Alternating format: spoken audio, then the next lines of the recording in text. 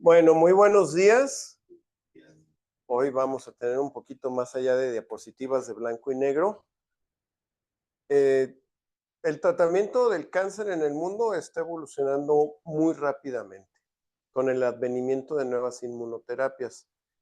Inmunoterapias que pudieran parecer fuera de nuestro alcance por el costo, pero algunas que van teniendo más tiempo en el mercado se van haciendo más accesibles y algunas de ellas ya incluso se consideran parte rutinaria del tratamiento, como por ejemplo sería el rituximab, que es el que más tiempo tiene el mercado pediátrico, ¿de acuerdo? Y lo que escuchen hoy, seguramente en 2 años habrá nuevas inmunoterapias aprobadas, porque tienden a ser muy específicas y realmente el límite pudiera ser hoy la imaginación. Y más que la imaginación, el tener un blanco al cual atacar. Y entonces, si Galileo decía que le dieran un punto de apoyo y movería el mundo, yo me imagino que hoy en los laboratorios de producción inmunológica dicen, dame un punto blanco y te daré un anticuerpo que lo combata. ¿Ok? Entonces, vamos a empezar con algunas cosas básicas. Y esta diapositiva, en 1975, Kohler y Milstein desarrollaron este experimento que es clásico, donde inyectaban linfocitos B a un ratón perdón, inyectaban un antígeno a un ratón para que este ratón manipulado genéticamente produjera linfocitos B activados. Y estos linfocitos B activados se extraían del ratón, se purificaban los anticuerpos que se iban a sintetizar en el laboratorio con un hibridoma y entonces teníamos anticuerpos monoclonales, ¿no? Y entonces este es un modelo murino de producción y podemos decir que ahí fue el nacimiento de la inmunoterapia moderna contra muchas cosas, pero nosotros diríamos contra el cáncer. Nuestros anticuerpos en la actualidad tienen 3 orígenes, que son los anticuerpos murinos, como vimos en la diapositiva, que vienen típicamente de los ratones de laboratorio, los anticuerpos quiméricos humano-murino y anticuerpos humanos que son hechos en laboratorio a través de hibridomas humanos. Para que hoy incluso hay muchísimos anticuerpos monoclonales, no solo se utilizan para tratar el cáncer. Entonces hay ciertas reglas para que nosotros sepamos un anticuerpo monoclonal, a qué blanco se dirige, de dónde viene el origen y pues hacia qué va a atacar, ¿no? Y entonces todos van a terminar con MAF, ¿ok? Es un sufijo común. El prefijo es básicamente el nombre de pila para distinguirlo de otros, ¿ok? Y entonces, si yo uso rituximab, pues el ri va a ser parte de su prefijo, ¿ok? Luego tiene 2 partículas intermedias. El blanco al cual se dirigen, y en cáncer vamos a usar el tu, que quiere decir tumor, y se va a conjugar con cuál fue el origen, ¿no? Entonces, por ejemplo, el ri, tu, xi, quiere decir, su prefijo es ri, tu que va contra un tumor, y el xi quiere decir que es quimérico, ¿ok? Y el sufijo común, que es el MAF, ¿no? Entonces, por ejemplo, rituximab es un anticuerpo contra antígenos tumorales de origen quimérico, ¿de acuerdo? Si yo les dijera infliximab, ¿lo usamos en oncología o no? No lleva tú. ¿No lleva tú? Se usa en artritis reumatoide o en otras enfermedades, pero no lo vamos a usar en cáncer. Entonces, por ejemplo, vamos a practicar el dinutuximab. ¿Cuál sería el prefijo? El dino. Dinu. ¿Tú qué quiere decir? ¿De qué origen es? Y bueno, pues ya monoclonal antibody. Eso es lo que quiere decir el MAF. ¿Ok? Bueno, pues parece que es muy sencillo. Y aquí sí puedo poner a trabajar el video. A ver. Vamos a ver un video hecho para público general, ¿eh? Pero habría que haberlo subido al canal del Blastocito. Byron, ¿sabes qué sucede? Que el internet no. ¿No está funcionando? ¿Te comparto internet de mi celular? ¿Por qué no mejor ponemos el video en otra plataforma? Pero sí está, ¿no? Es que acá en YouTube sí está funcionando. Ahí está. Ahí está. Entonces están robando el internet. Bueno, Sí.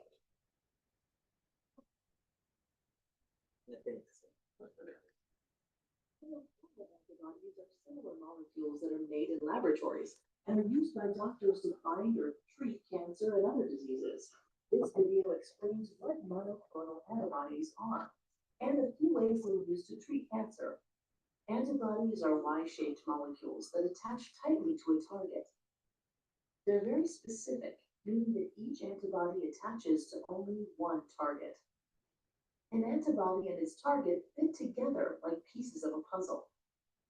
In the laboratory, scientists can make many identical copies of a monoclonal antibody that can attach to a specific target, such as a molecule on the surface of cancer cells. These monoclonal antibodies can block molecules cancer cells need to grow, flag cancer cells for destruction by the body's immune system, or deliver harmful substances to cancer cells. This makes them a valuable type of targeted therapy for treating cancer. For example, a monoclonal antibody called trastuzumab attaches to a molecule called HER2 on the surface of some cancer cells.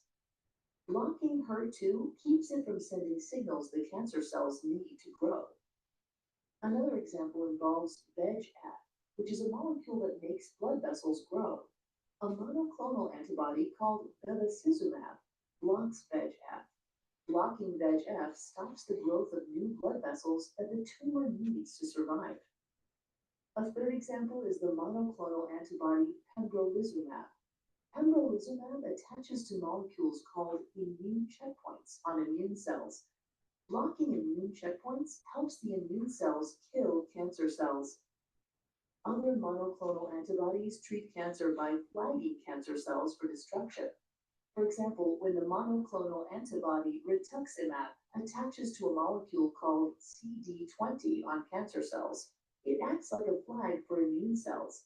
The immune system sees this flag and destroys the cancer cells. Some monoclonal antibodies fight cancer by delivering drugs, toxins, or radioactive particles to cancer cells. For example, brentuximab vedotin is a monoclonal antibody that is linked to a chemotherapy drug. When the antibody attaches to its target on cancer cells, it delivers the chemotherapy drug, which kills them. Cancer researchers are continuing to investigate new ways to use the precision of monoclonal antibodies to treat cancer patients. For more information, see cancer.gov. ¿Listo? ¿Aquí le cierro ya? Artwork. Ok. ¿Cuáles son los tres mecanismos de acción de los anticuerpos monoclonales para tratar el cáncer? Bloquean Bloquear. ¿Qué bloquean? prácticamente la transmisión, la traducción de señales, ¿no? Perfecto. ¿Qué más? Pues con un sazonador el flag, primero, ¿no? O sea, ¿Y tú qué dijiste? Marcar. Van a marcar. Ok. ¿Y cuál es el tercero? Entregar, ¿no? Se van a esa célula en específico y van a entregarle alguna partícula tóxica, que puede ser radioactivo, que puede ser un fármaco, ¿no? Uno de los detalles del video, que ya es un poco antiguo, decían que iban específicamente a ligarse un punto. Ya veremos más adelante que ya hay anticuerpos que ligan a dos células o dos partículas. Bueno, pues estamos obligados a empezar hablando del rituximab. Como les decía, es el que más tiempo tiene el mercado pediátrico ya, más de 20 años. Es un anticuerpo quimérico dirigido contra el CD20. ¿Quién expresa CD20? Los linfocitos B. Fue el primer anticuerpo monoclonal aprobado por la FDA. ¿Ok? Sus mecanismos de acción va a ser producir la lisis celular a través de marcar las partículas CD20 positivas y avisar al sistema inmunológico que ahí está para que lo destruye. También inhibe la proliferación celular, ¿ok? Y va a producir apoptosis directa. Esta lámina, a ver si no se ve un poco borrosa, pero bueno, una vez que administramos rituximab, va a irse a ligar a las células CD20 positivas y va a tener 3 mecanismos de acción. Uno es que va a activar la inmunidad celular o una lisis de la célula tumoral a través de la inmunidad celular. Va a activar el complemento y de esta manera va a ser citotóxico o va a enviar a la célula a apoptosis directa. Acá hay otra lámina que repasa estos 3 mecanismos de acción. Se va a ligar a la célula CD20 positiva. Va entonces a activar el sistema macrófago monocítico, células natural killer, que van a producir la lisis celular. Van a activar el complemento o van a llevar a la célula a la apoptosis. ¿Ok? Hoy lo podemos decir muy sencillo. El rituximab tiene algunas reacciones que vamos a ver más en detalle adelante. Básicamente, fiebre, escalofríos e hipotensión. Es lo más común. La dosificación es de 375 miligramos metro cuadrado por semana, que puede ser administrado durante 4 semanas continuas, durante 8 semanas continuas. En algunos esquemas donde va pareado con quimioterapia, puede administrarse con cada ciclo de quimioterapia. Nuevamente, este muchacho que rescatamos con el rituximab, él recibía su ICE cada 3 semanas, pero su rituximab cada 3 semanas. Bueno, enfermedades que no vemos nosotros, se administra un primer ciclo de 375 miligramos metro cuadrado y si hay una adecuada tolerancia, se puede subir hasta 500 miligramos metro cuadrado dosis. La indicación pediátrica por excelencia es el linfoma no Hodgkin de células B, la púrpura trombocitopénica refractaria y la anemia hemolítica por aglutininas frías. Interacciones con el cisplatino se incrementa la toxicidad renal. Y vamos a entrar en detalle en las reacciones secundarias. Durante la infusión pueden presentarse un montón de reacciones que van desde simplemente escalofríos, pueden ir acompañados de fiebre, urticaria, cefalea, broncoespasmo, angioedema, náuseas, hipotensión, síndrome de dificultad respiratoria aguda, fibrilación ventricular y choque cardiogénico. Y estas pueden presentarse desde 30 a 120 minutos de que se inició la infusión. Si tenemos alguna reacción grave, debe de pararse la infusión de inmediato. Si las reacciones son leves, en teoría bastaría con disminuir la velocidad de la infusión y dar tratamiento sintomático. Entonces, es importante que si nosotros sabemos que el paciente ya tiene una condición cardíaca previa, en pediatría es muy raro, tendremos que prestar especial atención y tener una monitorización cardíaca constante durante la infusión de rituximab. Va a dar mielosupresión con linfopenia y la depresión de los linfocitos B puede persistir hasta 12 meses después de que terminamos el esquema de tratamiento. ¿De acuerdo? Puede dar síndrome de lisis tumoral cuando es usado de inicio en pacientes con gran carga tumoral de un linfoma de células B. Infecciones oportunistas por esta linfopenia prolongada que va a producir. Puede dar reacciones mucocutáneas severas tipo síndrome Stevens-Johnson y hasta el 40% de los pacientes pueden presentar un síndrome tipo rinosinusitis, que es mediado por esto. Consideraciones especiales: si ya hubo una reacción anafiláctica, está contraindicada la futura administración. Es recomendable premedicar con difenhidramina y acetaminofén. La premedicación con corticoides no es como un estándar, pero es muy recomendada, incluso en los protocolos de púrpura trombocitopénica inmune, se administra en conjunto con dexametasona en los ciclos. Debemos de detener la infusión en caso de una reacción alérgica grave. monitorización cardíaca si sospechamos que el paciente tiene una condición cardíaca previa o si lo queremos universalizar para todo paciente que reciba su primera infusión. Pacientes que tengan antecedentes de hepatitis B, puede existir una reactivación de la misma. Y terminantemente hay que evitar vacunas de virus vivos atenuados, idealmente hasta 12 meses después de haber terminado, salud, la administración del rituximab. ¿De acuerdo? Hoy quienes han pasado por la clínica de linfomas, pues verán que prácticamente muchos de los esquemas que utilizamos van para linfoma de células B pareados con rituximab. ¿Y qué nos permite el administrar una inmunoterapia en conjunto con la quimioterapia?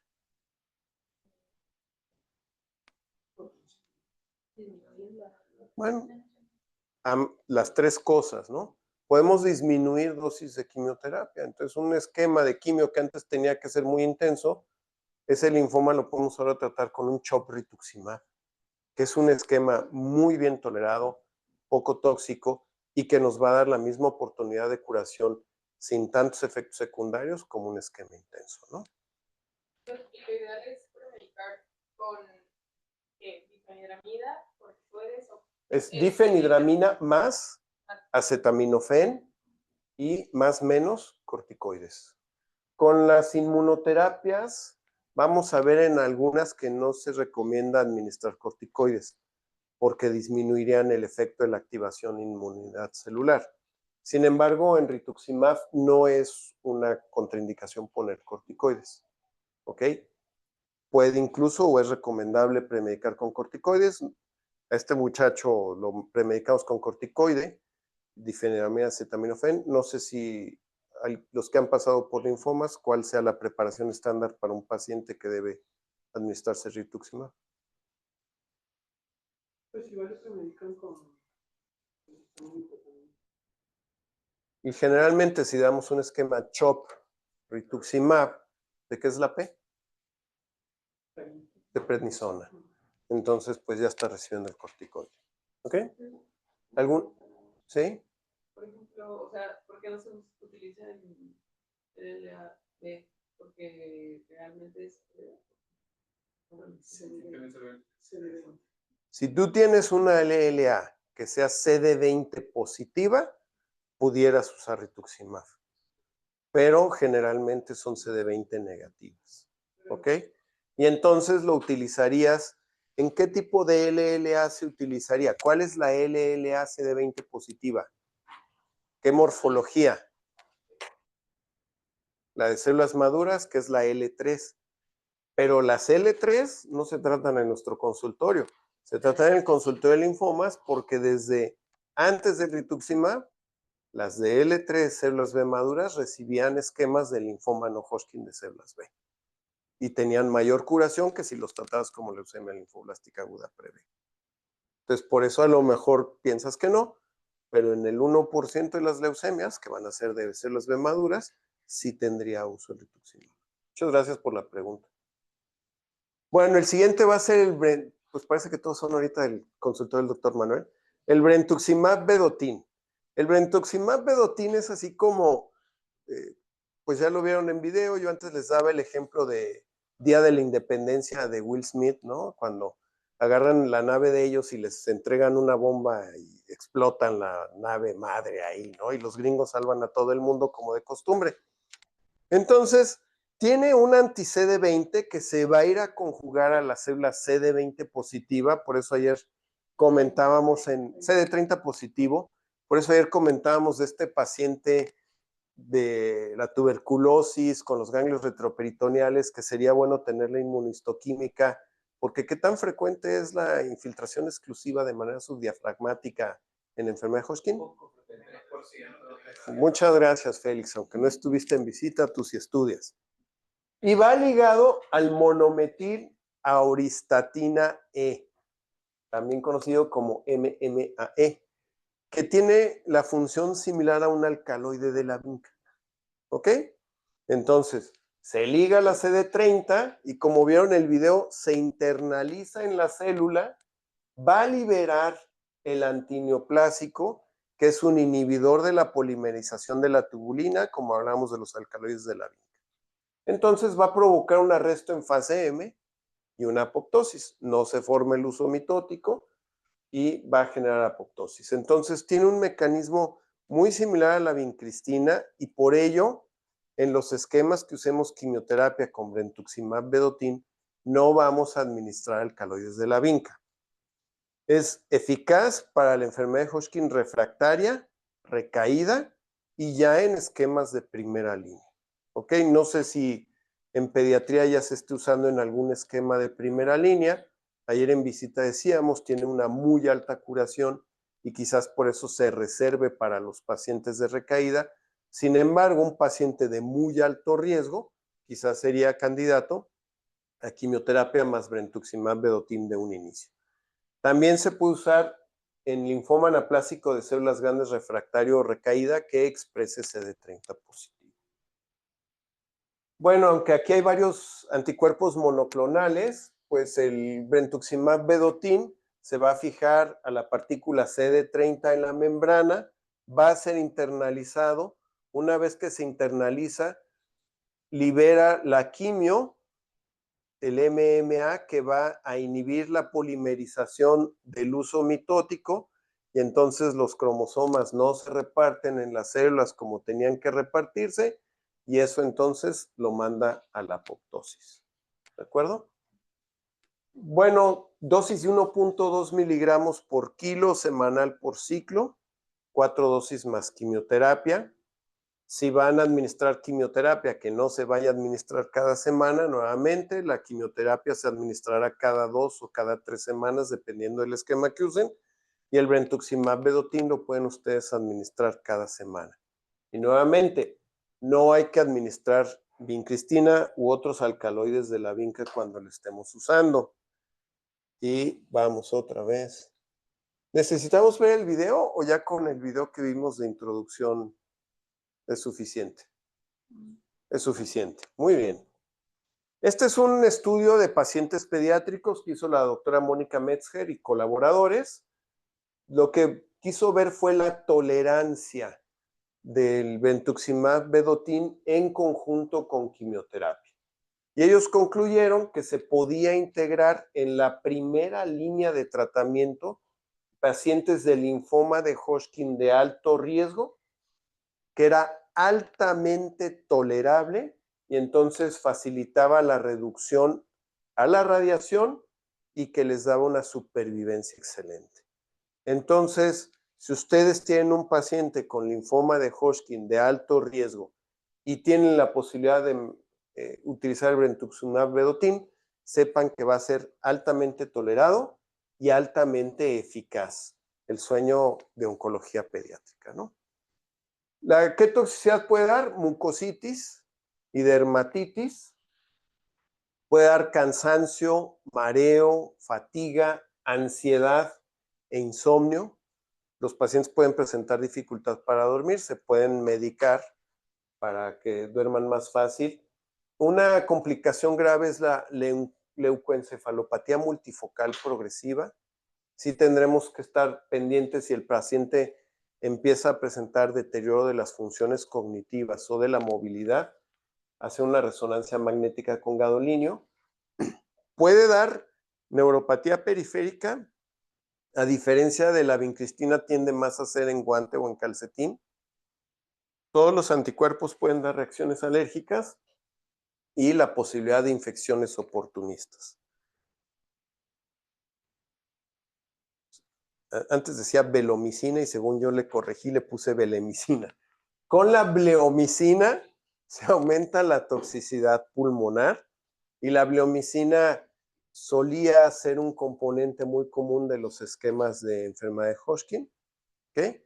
Con ketoconazol se va a aumentar la toxicidad de la monometil-auristatina E. Debe de usarse una vía intravenosa exclusiva para infundir el medicamento. No se debe mezclar con otros medicamentos en la vía. ¿De acuerdo? Entonces, vía intravenosa exclusiva, si tenemos pocos accesos, buen lavado antes y buen lavado después. Ahora nos vamos a ir bien rápidos. El bevacizumab. Como vieron también en el video inicial, hay un factor de crecimiento vascular epitelial que lo que hace es generar angiogénesis en los tumores, ¿ok? La creación de nuevos vasos sanguíneos para el crecimiento tumoral, y este anticuerpo va dirigido a ese factor. Digamos, este no va dirigido a una célula tumoral, va dirigido a un mediador que secretan las células tumorales para su crecimiento, ¿ok? Entonces va a bloquear la angiogénesis y actualmente está aprobado por el tratamiento de glioblastoma. Quienes están en la clínica de tumores del sistema nervioso central lo han rotado por la misma, verán que ya es parte rutinaria del tratamiento de los pacientes con glioblastoma multiforme y generalmente va a ser usado con quimioterapia citotóxica. No sé qué es que me están usando ahorita para tratar un glioblastoma. Los gliomas. Bevacizumab más qué? Carboplatino. ¿No? Cuando antes eran tumores prácticamente intratables y que por definición decíamos que eran resistentes al tratamiento. Que solamente radioterapia y cirugía, salud, eran útiles. Su toxicidad, hipertensión, fatiga, epistaxis y proteinuria.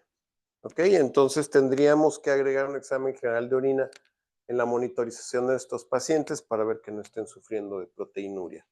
Y bueno, pues nuevamente el bevacizumab va a ir a ligarse a la célula endotelial.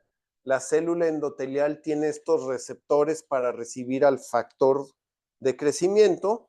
Entonces, cuando el factor de crecimiento llega, pues resulta que ya esto está ligado, está ocupado, ya no va a ejercer su acción. ¿Ok? Necesitamos ver el video del bevacizumab.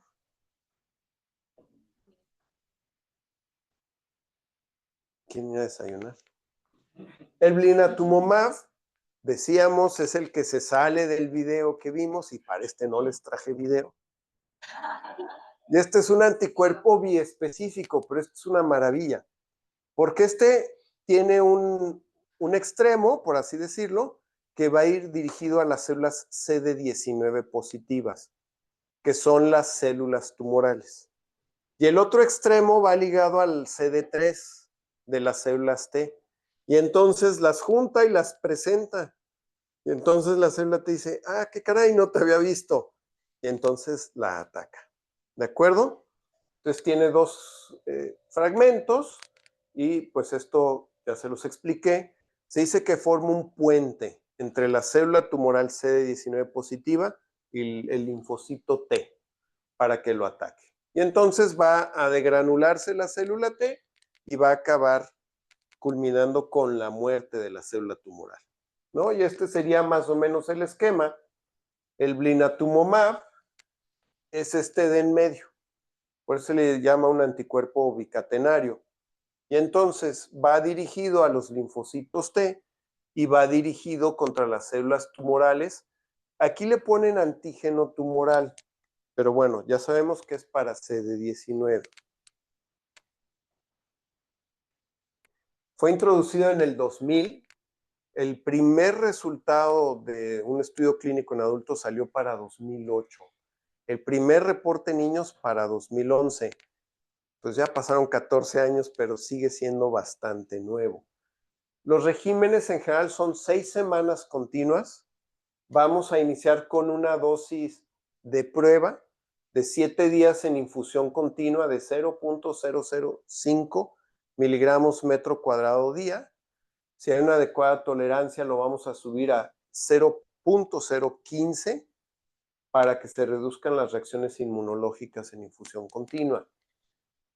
Vamos a ver más adelante las reacciones inmunológicas, pero cuando estamos activando a los linfocitos T y estamos favoreciendo su degranulación, el efecto secundario más importante lo conocíamos como todavía la tormenta de citocinas, ¿no?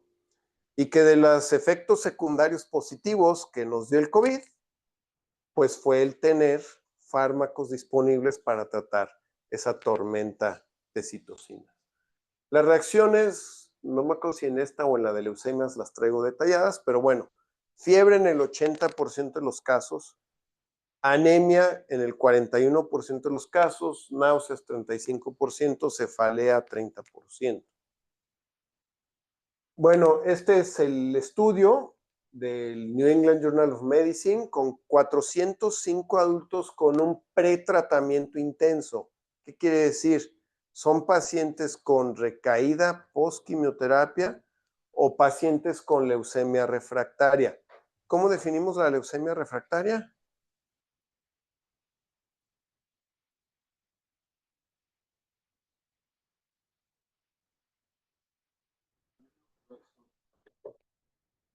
Bueno, es aquella enfermedad que después de cuántos meses no ha respondido. 6 meses. No ha llegado a la remisión completa después de 6 meses. ¿De acuerdo? Y vean cómo se trataron 271 pacientes con blinatumomab y 135 con quimio. Y el estudio tuvo que suspenderse antes porque empezó a haber una ventaja estadísticamente significativa para aquellos tratados exclusivamente con blinatumomab. ¿Sí, Bruno? Entonces, el caso de estos no son ciegos, o sea, no se daban cuenta que le estaban dando. Sí, sí, por toda la preparación que tenía que llevar. Y sobre todo porque era una molécula experimental. Bueno, se aprueba en pacientes pediátricos en 2016 para pacientes con leucemia linfoblástica aguda de células pre-B, refractarias o en recaída Filadelfia negativas. En 2017 ya se aprueba para niños y adultos, pero en 2016 fue para adultos. En 2017 se expande a niños. En 2018 se expande a aquellos que están en remisión, pero que tienen enfermedades mínimas residuales positivas. ¿Ok? El estudio del COG 1331 valoró la eficacia, la seguridad, la tolerancia de blino contra quimioterapia convencional en los pacientes de LLA-B en niños y demostró que era altamente tolerable y eficaz. Y quienes han pasado, que ya vieron el video del blinatumomab más quimio en los pacientes KMT2A positivo ahí en el consultorio de leucemias, verán que da una ventaja en la supervivencia. ¿Ok? Pacientes que de otra manera con quimioterapia intensa no pudieran ser rescatados. Y ha ido evolucionando la indicación. Inicialmente era una terapia puente para remitir al paciente y llevarlo a trasplante. Empezó a haber obviamente pacientes que no tenían donador de células para ser trasplantados. Y entonces en estos pacientes se hizo una especie de consolidación. Recibían su quimioterapia, tenían enfermedad mínima residual positiva, se les daba blinatumomab 2 ciclos y estos pacientes tuvieron una mayor supervivencia que aquellos que fueron tratados solo con quimioterapia. Entonces, para pacientes de alto riesgo con respuesta tardía al tratamiento con leucemia linfoblástica aguda pre-B, puede ser utilizado en primera línea, aun cuando no tengamos un donador para trasplante. Nosotros lo hemos usado en pacientes con recaída. Todos han fallecido. Ninguno pudo ser trasplantado. Oliver, Scarlett. Estoy tratando de recordar quién es el otro. Se puede poner incluso al primer paciente, lo pusimos hospitalizado. Me hablaron en sábado que era yo un inconsciente, que por qué no estaba en terapia intensiva. ¿No? ¿Quién el residente? Le marqué, oye, ¿está muy mal el niño? Dice, doctor, parece que le estamos poniendo solución salina. Entonces, con una preparación adecuada, nuestros pacientes lo han tolerado bien. Incluso se van con una mochilita, con un infusor, y cada 48 horas vienen al hospital de día a que se les cambie ese infusor. Y realmente no presentan eventos secundarios. No hemos tenido tormentas de citocinas.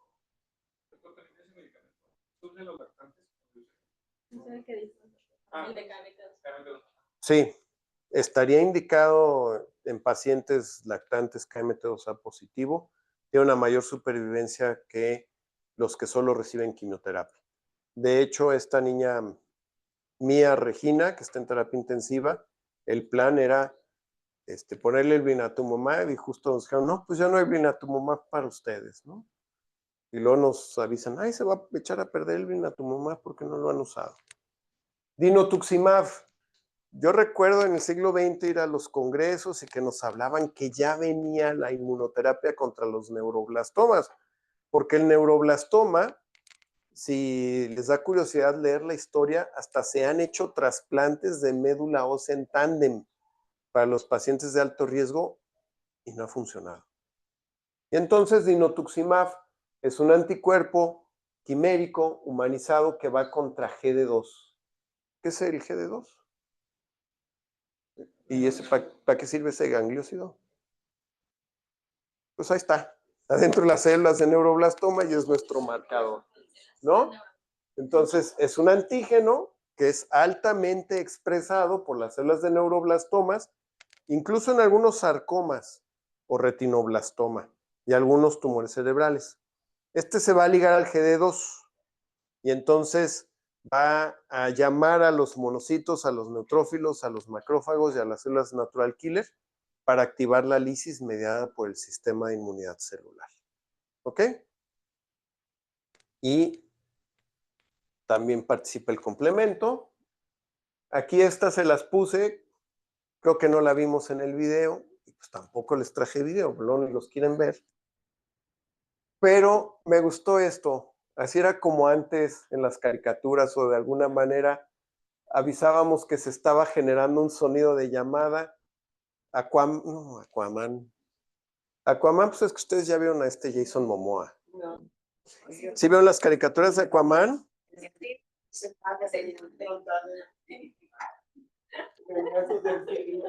A mí por eso me chocó la película de Aquaman, porque el malo era el fenotipo del Aquaman que nosotros conocimos de niños, ¿no? Entonces, y luego le gana un mamarracho ahí y todo, ¿no? Entonces, bueno, aquí vemos cómo se fija la célula de neuroblastoma y cómo Aquaman hace esa llamada telepática a que vengan las células a atacarlo. ¿Ok? Dinutuximab, bueno, pues aquí hay cómo se empieza a activar el sistema monocito macrófago, los granulocitos, y todos le echan montón a la célula de neuroblastoma. ¿De acuerdo? Y entonces, pues es una alternativa para los pacientes de neuroblastoma de alto riesgo. En la década del 90 se hizo el estudio fase 1. Ya se me olvidó. Recuérdenme para qué sirven los estudios fase 1.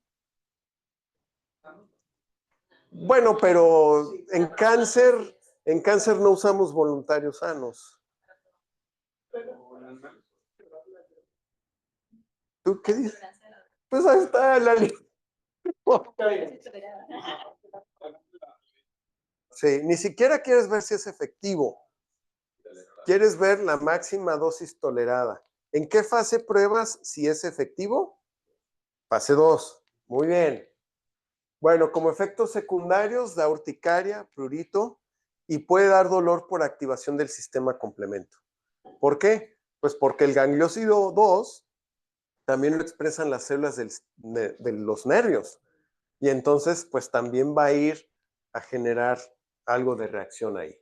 El NB97 incluyó 164 pacientes. Después de un ciclo de quimioterapia intensa, administraron el dinutuximab y mejoró la supervivencia. ¿Ok? Prácticamente, pues no estoy yo en la línea de combate de neuroblastoma, pero considero que ya en varios protocolos de primera línea de pacientes de alto riesgo se debe de entregar dinutuximab.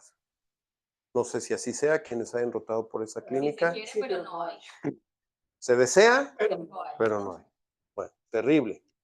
Bueno, el COG, por ejemplo, usó dinutuximab, factor estimulante de colonias, interleucina 2, después de quimioterapia intensa y trasplante. ¿Ok? La dosis máxima tolerada fue de 25 miligramos por metro cuadrado. En los estudios anteriores habíamos visto que era 50. Otro estudio, fase 3. ¿El fase 3 qué era? La dosis, pero a grandes rasgos. Él lo está diciendo con las manos. Es un comparativo. Muy bien. El esquema estándar contra el esquema innovador. Muy bien. Y entonces fue un esquema aleatorio. Este fue aleatorizado. Ahí sí, 226 pacientes. Y esto es una excelente noticia. Cuando uno de los grupos muestra superioridad de manera prematura, se detiene. ¿Ok? Vean la supervivencia de 66% en los pacientes con la inmunodinutuximab versus los que solo recibieron quimioterapia. Entonces, en el 2015 ya fue aprobado por la FDA para usarse en combinación con quimioterapia en pacientes de alto riesgo, que al menos tienen respuesta parcial con el tratamiento de primera línea, o sea, con la quimio. El pembrolizumab no lo usamos tanto. Este es un anticuerpo inmunomodulador. Y vieron también en la diapositiva, y algo que decía la doctora Violeta en las visitas cuando hablaba de pembrolizumab o los inhibidores de PD-1 me gustaba mucho. PD-1 es una molécula que ayuda a que la célula tumoral se brinque el checkpoint inmunológico. ¿Ok? Sabemos que para que una célula tumoral sobreviva en el cuerpo tiene que inhibir el sistema inmunológico. Todas hacen eso. Entonces los inhibidores de PD-1 hacen que no se brinque ese checkpoint inmunológico y, como decía la doctora Violeta, llega el neutrófilo a vomitarle a la célula tumoral para destruirla. ¿Ok? Entonces, se activan las células T cuando hacemos este bloqueo, ¿no? Digamos, el PD-1 hace este brincado, esta inhibición de células T. Al bloquear el PD-1, resucitamos, por así decirlo, a la célula T en su actividad. Fue desarrollada en 2006. Y bueno, aquí estamos viendo cómo llega la célula T a activarse porque estaba inhibida y puede ejercer su acción citotóxica.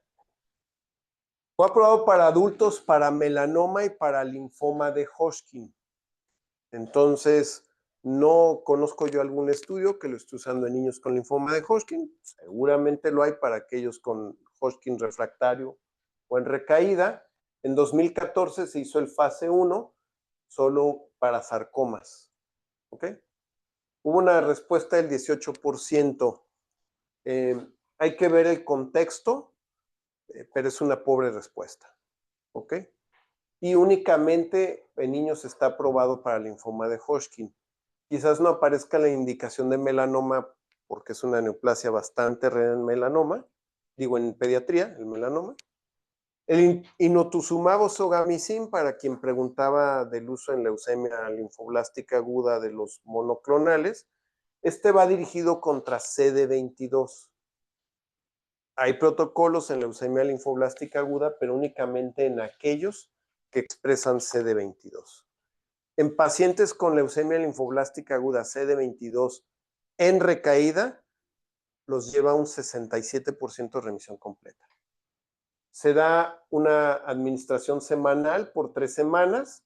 El primer día se da 0.8 miligramos metro cuadrado día. El día 8 y el día 15 esta dosis disminuye a 0.5 miligramos metro cuadrado.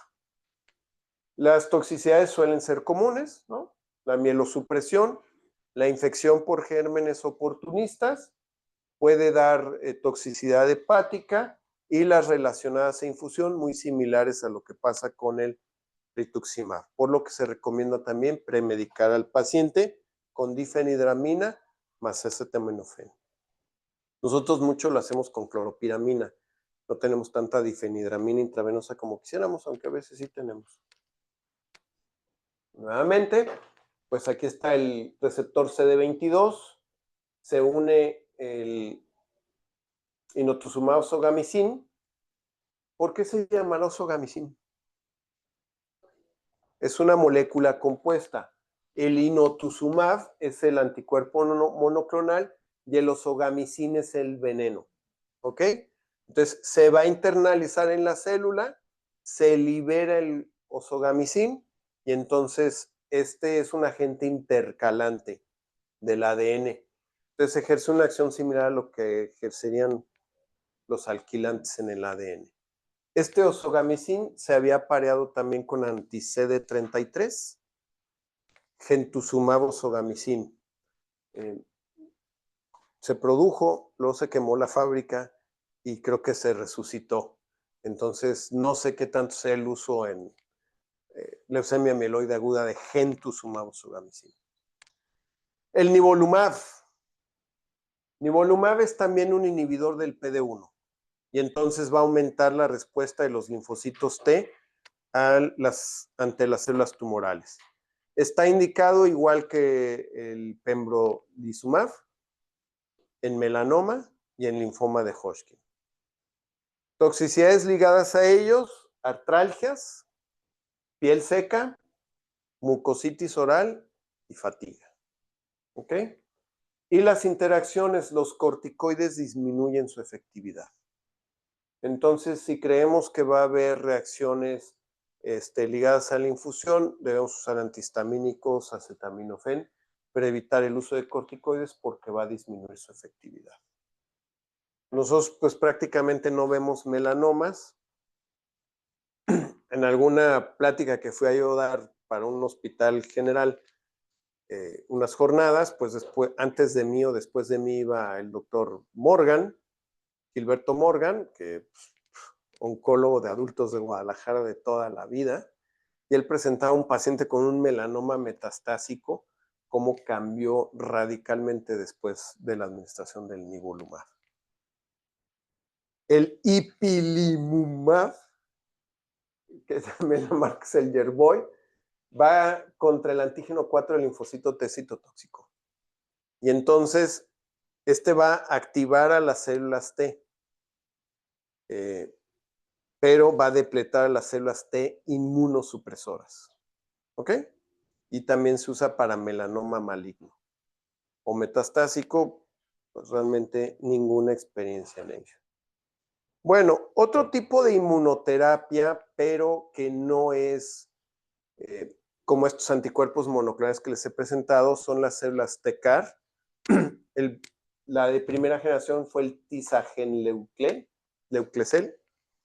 Y eso lo que hace es extraer linfocitos T del paciente, los modifica genéticamente, los entrena para reconocer una molécula en el tumor, prácticamente la que ustedes quieran, obviamente con las limitaciones técnicas que eso quiera decir, los multiplica, les agrega un vector, hace que se reproduzcan en el laboratorio y luego se le reinfunden al paciente.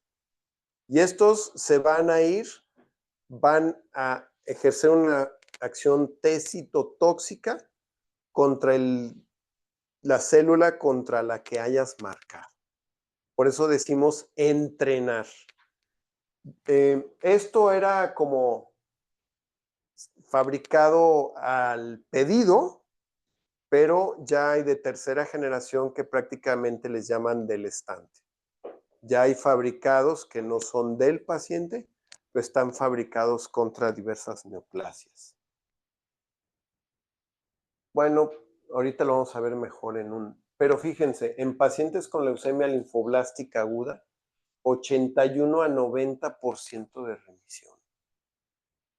¿No? Puede ser espectacular, ya tendríamos que decir, no pongamos quimio, además que creo que cuesta como $1 millón el ciclo. Entonces, se le saca sangre al paciente y se cosechan las células T que se mandan a la fábrica o al laboratorio, donde se le va a poner un lentivirus generalmente, que va a hacer que exprese los receptores contra lo que quieres combatir. ¿Ok?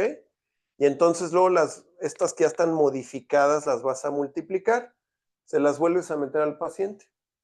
Entonces cuando entran, van con sus anticuerpos dirigidos hacia la célula que tú los entrenaste y les van a provocar lisis por acción T citotóxica. Qué chulada, ¿no? Se desarrolló en el Hospital de Niños de Filadelfia. En 2012 fueron los primeros estudios. Cuando pones fase 1, fase 2A, tienes un niño desde donde estás evaluando máxima dosis tolerada, pero también estás evaluando efectividad, ¿no? Es el número de células que se infunden por células. La expansión duró varios meses. Alcanzaron remisión completa eran 2 niños, uno recayó y el otro tiene una vida libre de evento. No, pues ya tiene más años, a 13 años. ¿Ok? Ya entonces se hizo un estudio para 30 pacientes donde alcanzó una supervivencia libre de evento de 67% a 6 meses. Ay, doctor, pues qué poquito. No, son pacientes con leucemia recaída, 2 recaídas, leucemia refractaria. Y entonces, esto nos hizo conocer varios efectos adversos, el síndrome de liberación de citocinas que se presenta en el 77%, pirexia muy similar a la pirexia maligna en el 40%, disminución del apetito, neutropenia febril, cefalea y una marcada aplasia de células B. Entonces, estos pacientes hay que infundirles inmunoglobulina, porque si no quedarían totalmente depletados. Y en 2017 se aprobó para el tratamiento de la leucemia linfoblástica de células B en menores de 25 años. Y ahí nos vamos a quedar. Con el mifamurtide es otro tipo de inmunoterapia diferente a los monoclonales. Y este de virus oncolíticos no lo va a tocar. ¿Alguna pregunta? El doctor nos había puesto el primer video y nos vamos todos juntos a desayunar. ¿No? Pues entonces vamos a ver muy de rapidito las 2 moléculas que faltaron en la próxima clase y ya nos pasaremos a terapias blanco, que es otra terapia dirigida, pero no tanto usando el sistema inmune, sino que vamos a ir más a vías de señalización o a bloqueos selectivos de células neoplásicas. Entre las 3 clases anteriores y esta, ¿cuál sería la diferencia básica cuáles serían las diferencias básicas en lo que usamos en las 3 clases anteriores y lo que hablamos hoy? Esta es terapia dirigida exclusivamente a la célula tumoral y los anteriores a todo lo que se esté duplicando. Tengo una pregunta, porque en teoría serviría más de lo que la terapia indígena, tanto como si fuera un 1 más 1, 2, que tenga como que en un futuro más respuesta. Pues es que eso mismo que tú dices, a lo mejor lo decía yo hace 10 años. No, sí ya tiene más respuesta. Si yo tengo que dar una quimioterapia muy intensa, que le va a dar toxicidad a un niño que se me va a morir, y puedo sustituir eso por darle poca quimioterapia más inmunoterapia y que el niño no se me muera, hace una gran diferencia. Este muchacho Jesús que rescatamos con el rituximab se nos hubiera muerto hace años. O sea, ya la inmunoterapia es una realidad. Las diferentes terapias van encontrando su uso. Algunas sí de inmediato tienen que entrar porque mejoran la supervivencia. Ya que tengamos un uso más difundido de ellas, iremos encontrando qué tanto incrementan. Quizás en un esquema de un país de bajos ingresos o medianos como es el nuestro, tú tienes que esperar a ver los de altos ingresos, cuál es la más efectiva para hacer la inversión por ella. Pero si tú le preguntaras a la doctora Xochitl, si un paciente de alto riesgo prefiere tratarlo con quimioterapia intensa, metildobencilguanidina, trasplante y a ver qué pasa, a usar dinutuximab en el segundo ciclo, pues creo que te va a decir, denme el dinutuximab para empezarlo a usar. Entonces ya son una realidad. Yo creo que el capítulo, las 3 clases anteriores al rato van a ser como un glosario, donde va a ser al revés. Quizás vamos a usar muchas terapias y vamos cada vez a usar menos quimioterapia. Ya sé que cáncer de mama no es nuestro campo, pero todas estas inmunoterapias en cáncer de adultos es brutal. Y un esquema de cáncer de mama que antes pudiera ser muy ineficaz como doxociclofosfamida, mucha toxicidad, poca curación. Hoy les administran docetaxel, trastuzumab, no sé qué MAF, y después les dan bloqueo estrogénico. y tienen mucho mejor resultado y no tienen para nada las toxicidades que tenían antes con la quimio. Entonces, mucho de lo que ven, por eso el tema se llama inmunoterapias aprobadas para niños. Ya hay incluso una que va dirigida a KMT2A. Es carísima. Y los niños KMT2A a lo mejor de LLA son muy poquitos, pero de LMA son el 70%. Pero aunque sean el 70% de los lactantes, pues representan muy poquito para todos los LMA que hay en el mundo y eso hace que sea una terapia muy costosa, pero ya existe. ¿Cree que los retrasos que se hacen como cuando haces un protocolo de investigación para fase 1, fase 2, que tardan mucho como en hacerse por lo mismo de que hay antecedente de que hacen cosas poco éticas, cosas así, retrasa este tipo de tratamiento? ¿O es Bueno, como que es hacia los niños? hacia los niños, pues Que no se estudian, los estudios que les presenté por quiénes habían sido hechos, los de niños. No, los que se hicieron en niños, ¿por quién fue hechos? El COG y el BFM. De tarea investigate, ¿cuántos niños con leucemia linfoblástica aguda trata el BFM? ¿Cuántos niños con LLA trata el COG? Doctor, pero el que usted nos presentó de BFM era de neuroblastoma. Investiga cuántos. Entonces, son grupos muy sólidos, multicéntricos, con criterios éticos, estadísticos muy amarrados, con un comité investigador central que en teoría previene que haya manipulación de los datos, ¿no? Siempre va a haber alguien como Gluckman, ¿no? Que decía que el trasplante de cordón el trasplante para el cáncer de mama era espectacular. Y luego vieron que sus datos pues no estaban limpios. Y pues pelas. ¿Cuántos trasplantes han visto o han oído en cáncer de mama, de médula ósea? Porque se faltó de información. Sí, sí existen, pero los grupos multicéntricos tienen esos amarres para contestar la pregunta más rápido. Si yo quiero hacer un estudio aquí en el civil, ¿cuántos pacientes con leucemia diagnosticamos al año, LLA? 35, 40. Y de ahí tengo de riesgo favorable, intermedio y alto. Si yo quisiera ver un protocolo comparativo con los de translocación 1.19, que a lo mejor tendré 3 al año, ¿cuántos años me voy a tardar en responder la pregunta? En cambio, si esto lo llevo a quien trata más de 3,000 pacientes al año, pues sí tienes una muestra sólida y en 2, 3 años estás respondiendo a la pregunta.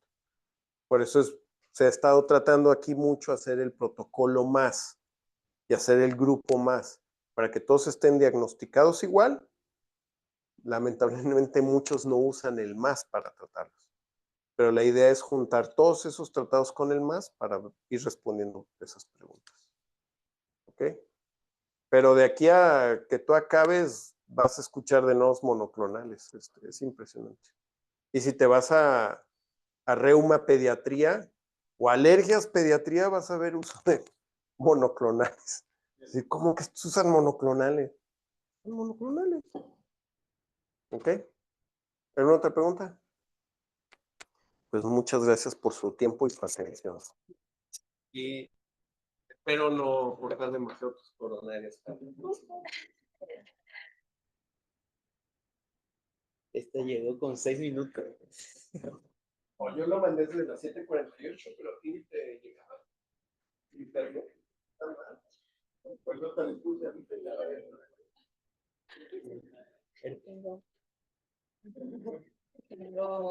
Tengo maquillaje en